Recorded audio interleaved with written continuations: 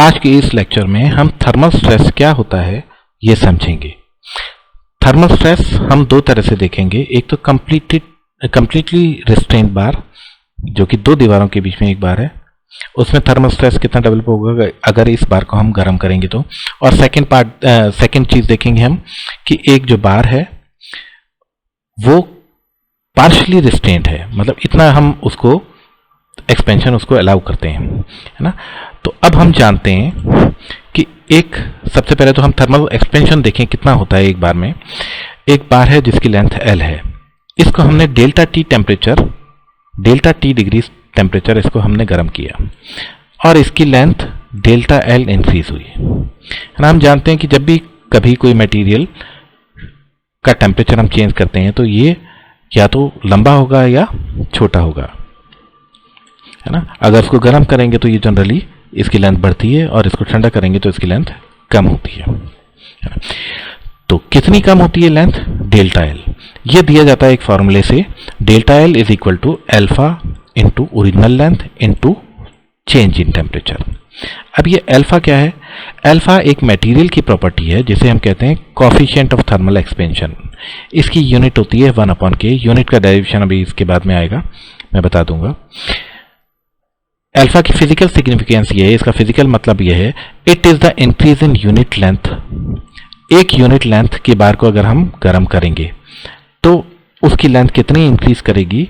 पर degree rise in temperature, ठीक है। तो यूनिट लेंथ में इंक्रीज होती है अल्फा लेंथ, अल्फा को टोटल लेंथ से गुणा कर देंगे और ये जो लेंथ इंक्रीज हो रही थी पर डिग्री सेंटीग्रेड टेम्परेचर, पर डिग्री केल्विन टेम्परेचर, तो इसमें राइज इन टेम्परेचर को भी गुणा कर देंगे तो नेट चेंज इन लेंथ या नेट इंक्रीज इन लेंथ हमारे को मिल जाएगा।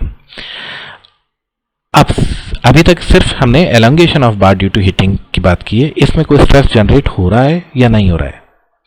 क्योंकि स्ट्रेन हम कह सकते हैं एक तरह से कि स्ट्रेन जनरेट हो रहा है, इसकी लेंथ चेंज हो रही है। स्ट्रेन हम जानते हैं change in length upon length होता है, लेकिन अगर एलोंगेशन और कॉन्ट्रैक्शन को रिस्ट्रिक्ट नहीं किया गया है तो कोई फोर्स तो इसमें है नहीं, फोर्स पर यूनिट एरिया नहीं लग रहा, कोई स्ट्रेस डेवलप नहीं हो रहा, इसको तो हमने फ्रीली एक्सपेंड होने दिया है। इसलिए अगर फ्रीली एक्सपेंडिंग बार है, अगर किसी बार को गर्म किया गया और उसको फ्रीली एक्सपेंड होने दिया गया तो उसमें कोई भी स्ट्रेस जनरेट नहीं होगा। ये गेट का एक पसंदीदा क्वेश्चन है, इस चीज को हमेशा ध्यान रखें। If a bar is not restricted and we are heating it then no stress is generated in it, है ना। अच्छा, एक हमने मटेरियल प्रॉपर्टी देखी थी, कोएफिशिएंट ऑफ थर्मल एक्सपेंशन। ये एक मटेरियल के लिए एक्सपेरिमेंट करके डिजाइन डाटा बुक में लिख रखा होता है। हम इसको चेक कर लेते हैं। मैंने गूगल खोला, इसमें मैंने कोएफिशिएंट ऑफ थर्मल एक्सपेंशन लिखा। अब ये coefficient of thermal expansion of common material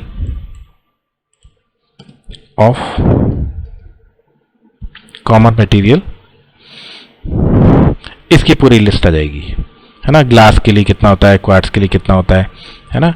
ये पूरी की पूरी लिस्ट आ जाएगी। ये हम गूगल से देख सकते हैं या डिजाइन डाटा बुक में इसका डेटा दिया हुआ होता है। ये एक कांस्टेंट वैल्यू है जिसको कि एक्सपेरिमेंट करके डिजाइन डाटा बुक में लिख लिया जाता है, ठीक है।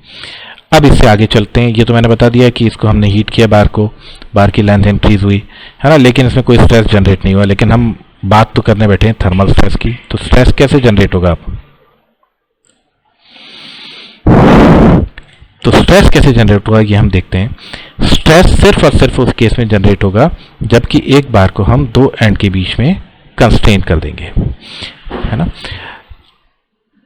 यह है कंप्लीटली रिस्ट्रेंट बार, इसको हमने जरा सा भी एक्सपेंड नहीं होने दिया, इसको हमने बिल्कुल रोक लिया।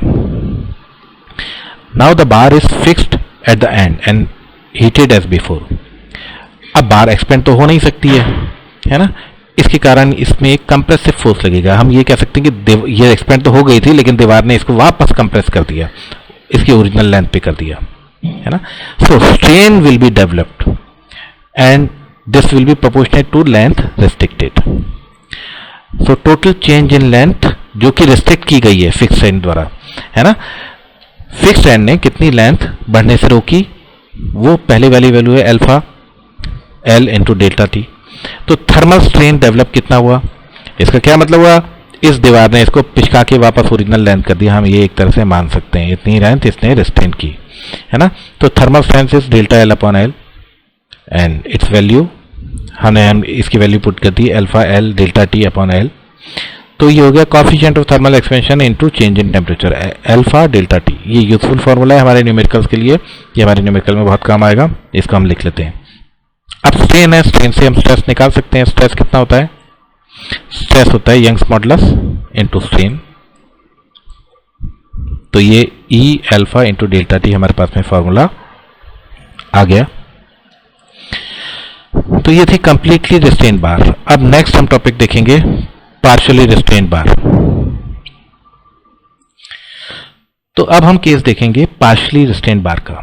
इसका क्या मतलब हुआ? एल इसकी ओरिजिनल लेंथ थी, हमने इस बार को गर्म किया तो इसको डेल्टा क्वांटिटी तक तो हमने फ्रीली एक्सपेंड होने दिया। इसके बाद में दूसरी दीवार यहां पे आ गई जिसने इसका एक्सपेंशन रोक दिया। कितना एक्सपेंशन रोक दिया? इतना एक्सपेंशन रोक दिया। इतना कितना है ना? तो यहां से देखना शुरू करते हैं। Now if we are allowing the bar to expand a little से delta, then the strain will develop. तो टोटल चेंज इन लेंथ जो कि अलाउ की गई है वो कितनी है? डेल्टा है।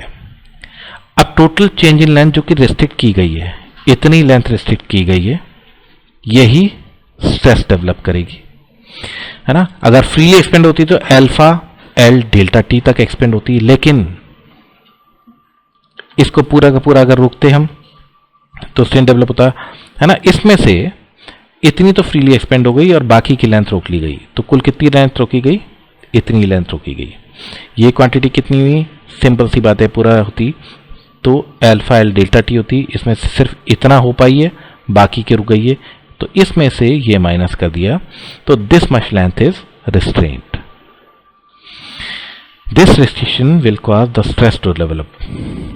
तो strain developed is proportional to the length restricted. Strain का फॉर्मूला अब हम लिख सकते हैं length restrained upon original length. ठीक है, इसको रीएडजस्टमेंट करेंगे तो हमारे पास में ये फॉर्मूला आ गया। बहुत यूजफुल फॉर्मूला है। यह पार्शियली रिस्ट्रेन बार में कितना स्ट्रेन होता है ये पता करने के लिए we have got this formula. अब टोटल थर्मल स्ट्रेस कितना डेवलप हुआ वो यंग्स मॉडुलस को थर्मल स्ट्रेन से गुणा कर दिया, इसमें कोई बड़ी बात नहीं है। This is the total topic of thermal strain, है ना। अब इसके बाद में कुछ एक इसके क्वेश्चन लेंगे, न्यूमेरिकल्स लेंगे, वो हम बाद में करेंगे नेक्स्ट लेक्चर्स में। इस लेक्चर के लिए इतना काफ़ी है।